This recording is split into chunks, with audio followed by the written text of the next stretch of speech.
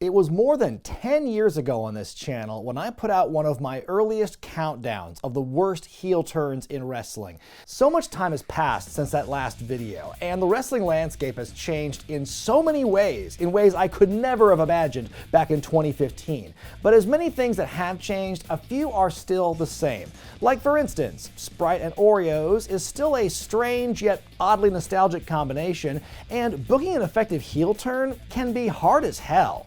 The heel turn has been one of the most frequently used and time-honored ways to add some zest to a wrestler's character, or to make a storyline less boring. But it's not a one-size-fits-all method. It takes good performances and the right circumstances for a heel turn to really stick. But here we're talking about the ones that stuck out, the ones that were memorable for all the wrong reasons. This week, I'm gonna rank them, my picks for the top 8 worst heel turns in wrestling history since the last video I did on this in 2015. Be sure to give the video a thumbs up, subscribe to Wrestling with Regret, hit that bell icon. Let's begin. Number 8, Samoa Joe. In the mid-2000s, Samoa Joe was on nearly everyone's short list of best wrestlers in the country, bringing a sense of gritty and brutal realism to every match and feud that he was involved in. But his time in TNA was considered a never-ending series of peaks and valleys, of big highs shot down by disappointing lows, and times when people would say, "Come on now, why would you have him do that?" In the fall of 2008, Samoa Joe was part of the contingent of TNA troops that fought the Main Event Mafia, the supergroup featuring Sting, Kurt Angle, Scott Steiner, Booker T, and Kevin Nash. After being written off with injuries, Joe returned early the following year, sporting a new haircut, tribal paint, and a big knife. Promising to bring his nation of violence to the Mafia, it was more of a somewhat less effective one-warrior nation. Then after several more months of chasing the Mafia around, it came time for the King of the Mountain match at Slammiversary 2009. Just when it looked as if Joe would claim the TNA title for himself, he simply decided to hand it to Kurt Angle and allow him to win. He's gonna, what? He just handed the belt to Kurt Angle! Poor Joe. Might as well have taken that big knife of his to slice his nuts off. It turns out if you can't beat him, pay him to join you, which is exactly what the Mafia did for Joe, thanks to Jenna Maraska's untold millions. Instead of mowing down the mem on his own, he just became another toady for the group, which had another 4 months left in its life before dissolving. That sure was worth it. Joe received a brief internship under the newly debuted Taz and had a short X Division title run out of the new partnership, but aside from that, I don't think it was worth essentially neutering one of the top faces in the company. One day I may have to do a deep dive into Samoa Joe's run in TNA, because I often wonder how this company seemed to miss the boat on him so many times. Number 7, Becky Lynch. Let me say this, Becky Lynch as a heel now, when this video is coming out, I think it's working for her, and I'm glad the fans are finally embracing her as a baddie, because let me tell you, there was a long stretch of time when they did not. It was a decade ago when Lynch, Charlotte Flair, and Sasha Banks were built as the 3 main forces to elevate the women's division in WWE. But much like another trio of stars at around the same time, there was a clear order when it came to whose characters received more care and attention. And in this case, it was the Irish lass kicker who seemed to be at the bottom of the pile. In the build to SummerSlam 2018, Lynch fought to get a SmackDown Women's title match against Carmella, when in the 11th hour, her good friend and fellow babyface Charlotte was added to the match. In the end, Flair pinned Becky to win the title. Then a funny thing happened. Oh, Becky! Oh, now this is interesting. Is there a term for like when a babyface does something to make them look like even more of a babyface? Because that's definitely what that was. I deserve to be standing here as the women's champion. And since that moment was stolen from me, Charlotte Flair deserved the beating that I gave her. Because SummerSlam... Yes! Oh my God. Becky, you absolutely nailed it. This was supposed to be your moment, and then your supposed friend, Charlotte, swoops in and takes it from you. That's absolute bullshit, Becky. I want to let you know that we are 100% in support of you, and we are going to do what we can. What? No. No way. We're supposed to boo her for this? Get the fuck out of here. Why? She's right. In one of WWE's biggest failures at reading the room, they tried to paint Charlotte, the Nepo baby who eased her way into another title shot, as the innocent victim of Becky Lynch's newfound deranged jealousy after she had been built for months as a perennial underdog. The triple threat match was good, sure, but adding Charlotte and putting the belt on her instead of Becky was the equivalent of stealing a kiss from your sister. Woo! So when Lynch snapped and beat the hell out of Charlotte, people loved her for it. And when she explained her rationale, they loved her even more. And WWE tried to paint her as the bad guy? Did these guys take idiot pills the day they wrote this? Even though fans had flipped the script on who to cheer and boo, Becky and Charlotte still delivered some kick-ass matches for the title, with Lynch coming out on top. Then she started calling herself the man, got her snoot broken by an errant Nia Jax punch, and the rest was history. Until they did it again. After a 15-month hiatus, Becky Lynch shocked the crowd at the 2021 SummerSlam, becoming a last-minute replacement for Sasha Banks and beating Bianca Belair for the blue and white belt in less than 30 seconds. But after the initial shock wore off, it felt like the audience that night sort of turned on her. Though they were happy to see Becky back, many still felt that the rug was being pulled out from under Belair at a crucial point. Before we knew it, the man had become big-time Bex, a character full of bombast and a disdain for the crowd for some reason. Man, it's so funny because I used to put so much stock in your opinion until I realized you're so full of crap.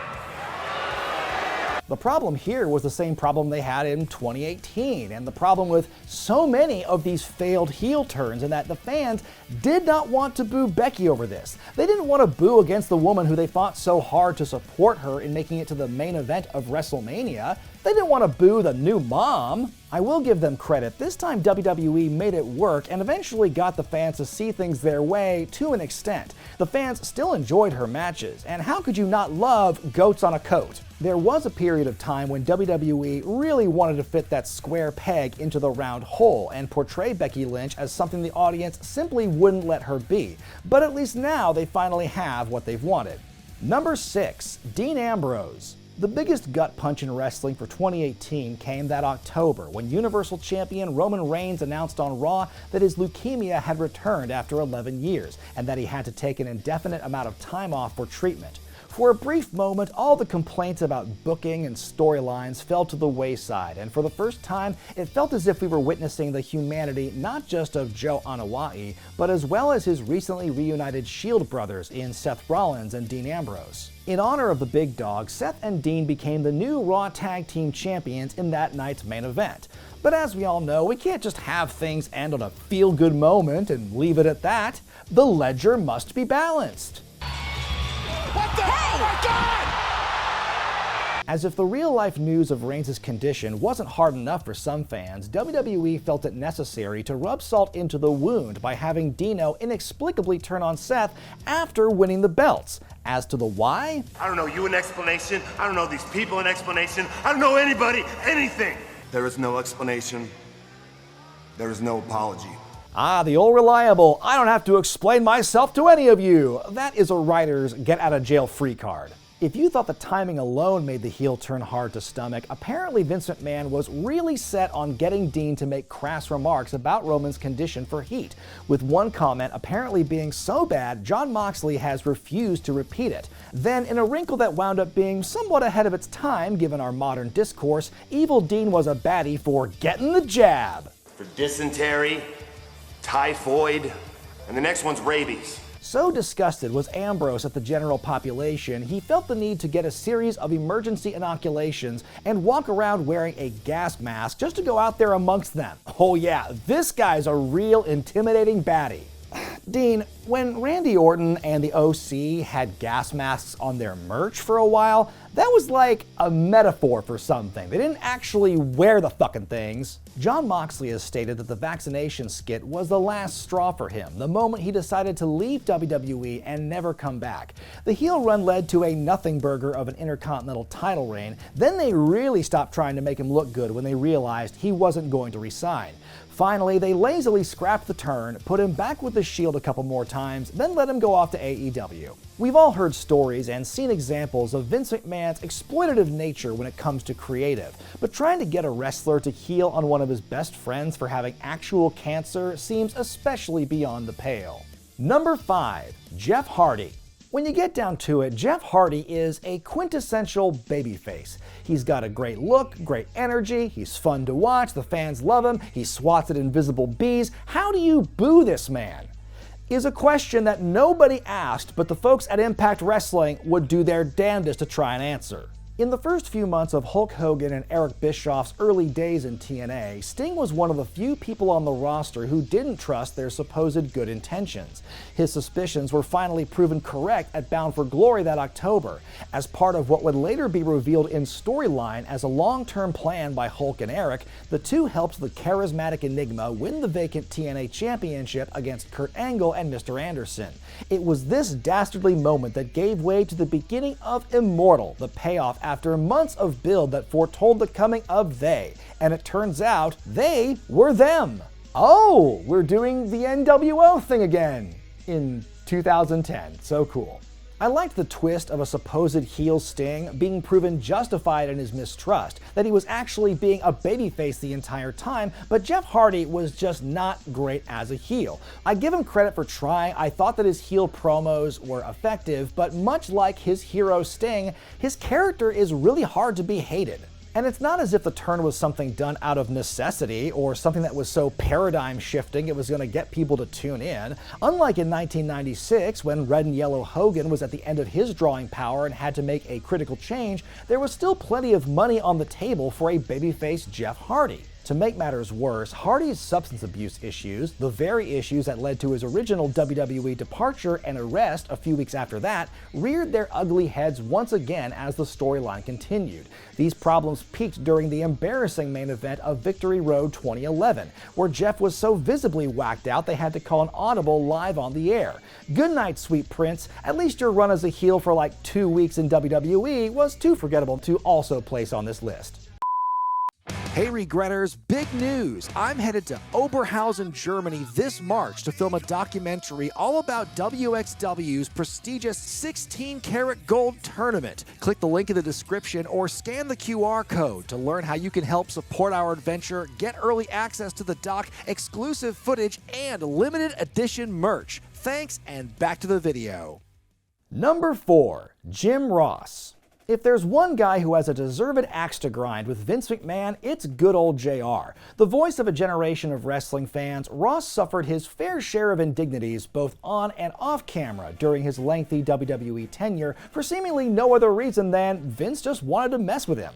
In October of 1996, JR stood in the middle of the ring on an episode of Raw to air his grievances at the time. He publicly criticized McMahon for firing him in 1994 after his first round of Bell's palsy, and for rehiring, then refiring him that same year during the federal indictment. Do you think that all these guys leaving the WWF was an accident? Hell no, it's not! Hell yeah, JR, you tell him what's up. Man, the WWF does suck now. I really wish those guys didn't leave the company. I want to bring back one of your favorites.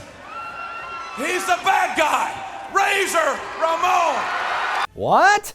Holy shit, how did JR do that? Are you telling me that Scott Hall is already back from WC... Oh, well, that is definitely not Scott Hall. And that is definitely not Diesel either. How do you like that, McMahon? Yeah, you showed him, JR. He sure did. Wait, why are we hating on McMahon now? Montreal's not for another year. So JR's big plan for revenge was apparently to bring out some cheap impersonations of the guys who left earlier in the year. As a gotcha to who? The fans? To Hall and Nash? Not Vince, that's for sure. It's clear he was trying to prove that it was his brilliant IP that made the Outsiders so cool. So it's odd that Rick Bogner and a pre-Kane Glenn Jacobs didn't get the same kind of rub. Nobody wanted to see an angry JR hang out with a couple of wrong-sounding wrestlers, so his part in the storyline soon ended. He made his way back to calling Monday Night Raw soon after and held that job for quite some time, until December of '98 when Ross suffered his second bout of Bell's palsy. Hey, do you know what would be a great idea? Let's exploit this really painful affliction of his and get him to act really mad about it again. Who needs therapy, right? Now drag your Yankee ass out of here to the back, cause I'm gonna go back to work where I belong at ringside. Yes, we got the return of mean and bitter JR, now with backup in the form of Dr. Death Steve Williams and his own little announce desk. This would become the inspiration for Oklahoma in WCW. Again, nobody asked for this. Even though commentary tried to paint Jim Ross as an asshole during these phases, the live crowd certainly didn't agree with them. In fact, they loved JR for him being able to call out Vince McMahon and taking Michael Cole to Dick Kick City. I don't care if it's Cole, Jonathan Coachman, or the Man on the Moon. You just don't make a play-by-play guy a heel. But it's important to give credit to the man who begrudgingly paved the way for them. Number 3, the Road Warriors. One of the reasons that some heel turns don't work is that sometimes the character who is turning is already kind of a heel. How do you turn someone who already drinks beer, flips people off, and gives people the stunner for so much as a cross look into a bad guy? How do you boo someone who's already been cheered for being evil and undead? An early modern example of such a phenomenon would be the Road Warriors. Upon their debut in 1983, Hawk and Animal defied all babyface norms. They were giant meatheads with wild haircuts, face paint, and shoulder spikes, destroying everyone in their path en route to becoming the most dominant and beloved team of the 80s. But with Jim Crockett Promotions suddenly running out of heel tag teams, head booker Dusty Rhodes made the decision to turn these monsters truly bad. It began with an unprompted beatdown of their tag partner in Sting in a 6-man tag team match. Then they won the NWA tag belts off of the Midnight Express, who were on their way to becoming babyfaces, completing the double turn. Kinda. And we're caught eating with a clothesline, and we've got new World Tag Team Champions. Oh yeah, they really hated that. Despite the attacks on babyfaces and their promos where they said they were tired of carrying the good guys, the fans were still throwing their support behind Animal and Hawk. Running low on ideas, top babyface Dusty Rhodes went for the coup de Gracie and had the Warriors attack him as well. They really upped the violence, using a spike from one of their shoulder pads to bust the American Dream wide open. The shocking angle was enough to get Dusty fired as the booker, having directly violated the no blood policy put in place by WCW's new owners at Turner. And while the incident was violent, it only reinforced the badass image that got the Roadies over in the first place. Dusty was gone shortly after Starrcade '88, and the Road Warriors were quickly and wisely turned back by the new regime shortly thereafter, officially. Number 2, Adam Cole.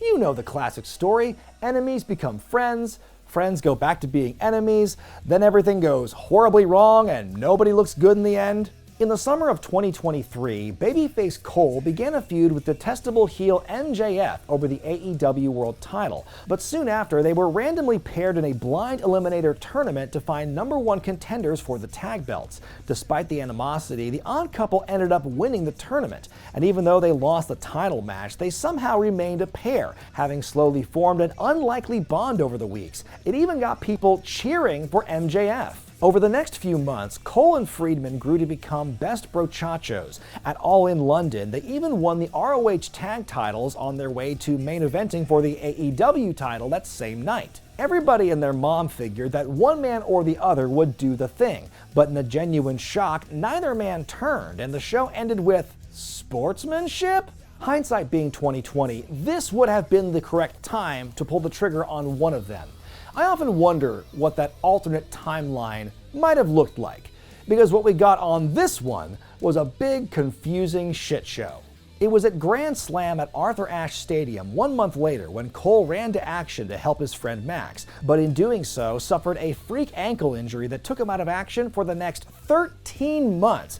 But shit, who can predict the future or know how long he's gonna be out for? We've got a whodunit to play out. The next week on Dynamite, Jay White was attacked by a group of vacants led by another individual wearing MJF's special devil mask. For the next 3 months, the identity of the devil remained a mystery. Despite multiple accusations from other wrestlers, mostly Roderick Strong, MJF swore up and down that it wasn't him, while at the same time struggling to defend both of his championships by himself. At World's End that December, MJF lost his Triple B to Samoa Joe. Then to add insult to injury, at last the Devil's identity was revealed.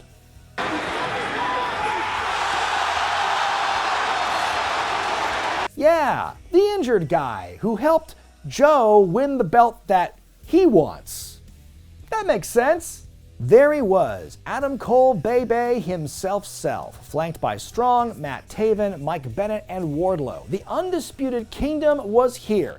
Their mission to send MJF packing, then to deliver the AEW World title to Adam Cole whenever he gets healed, which could happen soon. Or never. We don't know. Well, they accomplished the first part of their mission pretty quickly, as MJF took the next several months off to heal from injuries of his own.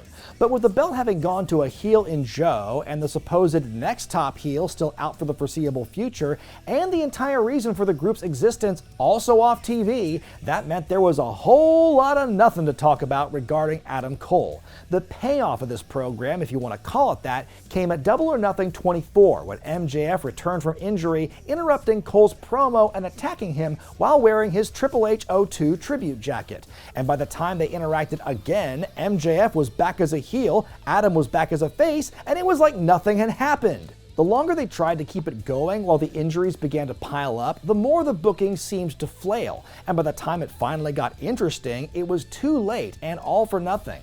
The Devil storyline began with good intentions, but was absolutely snakebit for the rest of the year, and Tony Khan's seemingly stubborn refusal to let it go before it was too late turned out to be one of the biggest creative blunders in AEW's history. Before we get to the new numero uno, let's first acknowledge some honorable mentions. Or maybe dishonorable. Eugene. In 2004, there were few acts in WWE as popular as Eugene. After spending years in OVW purgatory, the talented Nick Dinsmore finally got the call-up after he pitched the concept of playing a developmentally disabled man. Though some fans found it tacky at first, it wasn't long before Eric Bischoff's special nephew wowed the audience with his in-ring ability. That, combined with his sympathetic nature, made him an incredibly likable and entertaining character. But after a while, the charm wore off, and the pops faded away. So, what was there left to do? Don't make fun of me! I am special! I am special! Ooh. Much like JR's heel turn about a decade earlier, it felt kind of gross for a character to use a disability as a cudgel while simultaneously garnering sympathy with it. But it's important to remember that Eugene's disability was not real. Eugene's first big run, in many ways, was an unexpected delight, but the returns diminished quickly and the heel turn felt like an act of desperation. Maybe if Dinsmore eventually became himself and admitted it was all an act to get support, that would have been an interesting twist. But by continuing the facade, reacting to him at all simply became uncomfortable, hastening Eugene's decline. Hacksaw Jim Duggan. In the wrestling world, when you think America, you think Hacksaw. Tough guy with his 2x4 in one hand and Old Glory in the other, Jim Duggan gave crowds an instant shot of red, white, and blue adrenaline every time he walked through the curtain. Fast forward to the year 2000. Duggan had come back from his first bout with cancer and was soon reduced to working for WCW as a janitor by the powers that be. But just when you think the lows couldn't get much lower, then came Fall Brawl, when Hacksaw inexplicably betrayed General Hugh G. Rection to help Super Canadian Lance Storm retain the US title and, say it ain't so, join the vile Team Canada. He only lasted in the group for a few months, but still long enough for the act to wear out its welcome. But do you know the worst thing about that heel turn? It came the night after Fall Brawl, when he had a new haircut and a clean-shaven face. Tatanka. Buffalo. In the summer of '94, the WWF was very low on quality heels. Heck, they even had to make up a fake Undertaker to fight the real one at that year's SummerSlam. After a bright start that turned into a winning streak lasting over a year, Tatanka lost some steam by the time the hottest event of the summer rolled around. After a lengthy ruse where he accused the All-American Lex Luger of selling out to Ted DiBiase and his million-dollar corporation, it turned out it was Tatanka who had switched allegiances. Unfortunately, after the turn, his heel push was no more interesting than when he was a babyface, as they didn't really seem to know what to do with him in this role. Instead, they made him just another body to feed to guys like Diesel and Bam Bam Bigelow, and he was gone from the company by the start of 1996. Edge.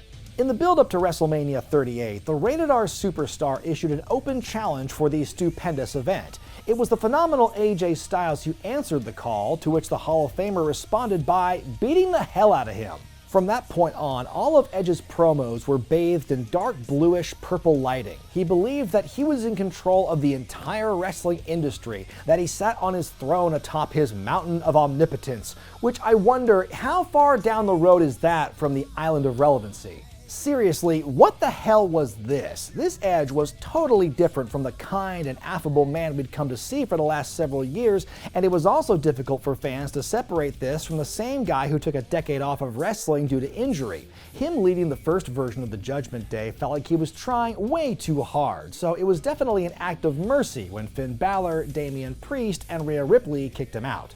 And my pick for the #1 worst heel turn in wrestling since my last video about it is John Cena. It's only been about a year since the turn, but I think enough time has passed for us to call it, because much like Steve Austin in 2001, this turn is going to forever be analyzed, scrutinized, and criticized, considered to be the fuck-up.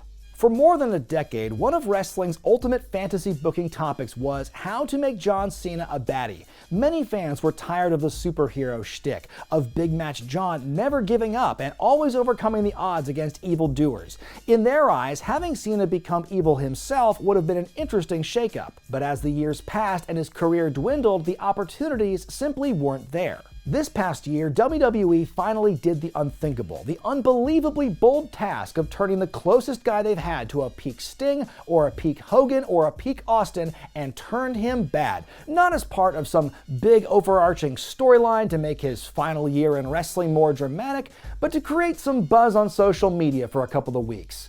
Obviously, the most noble of goals. It finally took place at last year's Elimination Chamber pay-per-view. Dwayne Johnson was digging plot holes and buying up souls and convinced the forever babyface to sell out against Cody Rhodes. But as has been mentioned here before, the follow-through was very uninspired and unoriginal. He did what every new heel does and blamed his actions on each and every one of you. He said his goal was to ruin wrestling, to make WWE start over by winning the WWE Championship and taking it with him as he retires off into the sunset at the end of the year. He would deprive the company of its very life force. But despite years of many fans demanding it, despite all the gusto Cena was putting into his new uncharted role of his, it turns out that most live fans did not want to play along. And some of his stuff felt, I don't know, like they were trying too hard. I hate this idea of you, this idea that you're the best in the world. You're not. I'm the greatest of all time. I'm breaking the fourth wall. Ha ha! To be fair, this might have all worked maybe 9 or 10 years ago, back when the older fans who were tired of John Cena hadn't fully divested from the product yet. They already hated Cena and would have loved the opportunity to justifiably boo him. But now, all the adults in the crowds in 2025, yeah, those were the kids who grew up cheering for Cena in his prime. No way those guys were gonna boo him. I've seen a lot of folks try to defend how boring and uninteresting heel Cena was by saying he said he's trying to ruin wrestling. It's supposed to suck. Well, this was one of many reasons I decided to stop watching. So, mission accomplished? That story could have ended wonderfully at SummerSlam once Cody Rhodes beat him in the rematch for the championship. But the problem was, Cena had already beaten himself 2 nights before. But it's not because I want to ruin wrestling. Geez, you guys know I don't want to ruin wrestling. I love wrestling. Hi, John. You're supposed to ask for your country back after Hulk Hogan beats you for the belt. By seeing the error of his ways and turning babyface again on his own accord 2 nights before his title offense, and by passing the buck to The Rock and Travis Scott, it was no longer a tale of Cody Rhodes, the savior of WWE, taking down the egotistical monster that same company created. It was just 2 bros having a match for respect, the Mania main event the way it was meant to be. I don't know, does that hit nearly as hard? I don't think so. I've said it before, I'll say it 100 times. The turn itself was awesome, but without a strong follow-through and with such a flat end, it might as well be considered non-canon. Turn him heel, I don't care either way, but at least make it make sense. Since I made my first heel turn countdown a decade ago, my opinions on the Steve Austin turn have softened somewhat. I still believe the timing of it was bad given The Rock's impending departure. The fans didn't want it, but a lot of what we got out of it by the end of that year was actually really entertaining. Who knows, maybe 10 years from now my views on this run will change as well. But until then, I have no choice but to consider it the worst heel turn since at least 2015. Did I miss any big ones? Let me know in the comment section. Who knows, maybe I'll come back and revisit this list again 10 years from now. Assuming we're all still here by then. Anyway, be sure to give the video a thumbs up and subscribe. I'm Brian Zane, and I'll see you next time.